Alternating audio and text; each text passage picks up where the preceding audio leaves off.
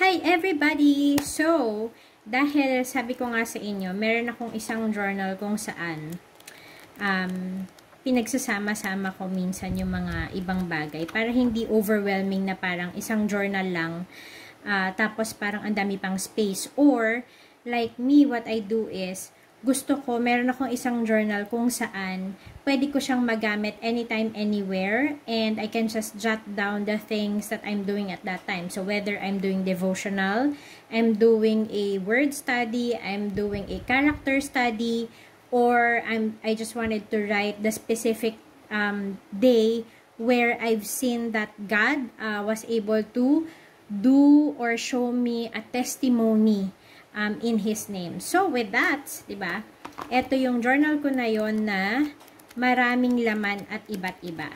So, for me to be able to see them easier, what I wanted to do is to mark them. And for me to mark them easier, I have two things that I can do, which is this. So, either lagyan ko sila nito na marker or it's a post-it where I can put an index here. Pero parang mas type kong designan siya ng kakaiba. So, what do I mean?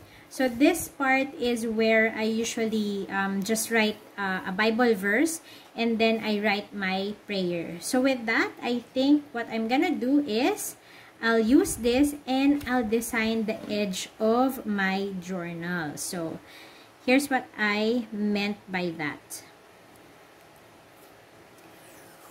Either a portion or the entire section of your one page, ng edge lang ng one page mo, and then you just wrap that edge of that section. In this manner, pag nakita mo to sa gilid, then malalaman mo na, ito pala yung section ng journal ko kung saan ang ginagawa ko is I'm writing down my prayers and my and the verses, the Bible verse where I pattern my prayer for that day. So, ayan. So, I have this one, right? And then, I'll do the next one as well. So, ito naman yung section ng journal ko where I'm just writing down anything that comes to mind at that time. And then, isusulat ko yung mga related verses towards that. So, for example, this one. At that time, I was actually thinking, ano nga ba itsura ng glorified body? And bigla lang talaga siyang napunta sa isip ko. And then, I looked up all of the related Bible verses that shows the glorified body of Jesus Christ when He rose from the dead. So, ito naman, gagawan ko siya ng another washi tape divider. So, ito naman yung pinili kong washi tape. And we will just wrap the edges for this. Para kapag hinanap ko ulit tong section ng journal ko, mas madali para sa akin na malaman kung saan ako pupunta at saan ako magsusulat. There. Let's see the next one.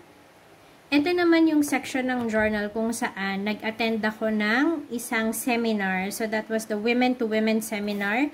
And I prepared this section where I can write down yung mga takeaway ko from that seminar. So, this is the washi tape that I use. And, i-wrap lang natin siya ulit sa edge ng ating journal. So, if I wanted to go through again yung mga notes ko from that journal because I wanted to remember something or refer into something, mas madali ko siya makikita. And then, I have this. This is the section where I study God's name. So, I'll use this washi tape to wrap around the edges. Okay, so this the one. Right, so this one is done. Let's go to the next one. So this one is about God's testimony. So gamit ulit tayo ng another washi tape para i-wrap natin ulit yung corner or yung edges ng ating page. Yan. So, wala akong parang ano dapat yung washi tape na gagamitin ko. Wala namang ganon. You could also reuse yung mga washi tapes nyo. I just wanted to find a mark or make a mark that is easier for me to flip through kung nasa ang page yung hinahanap ko.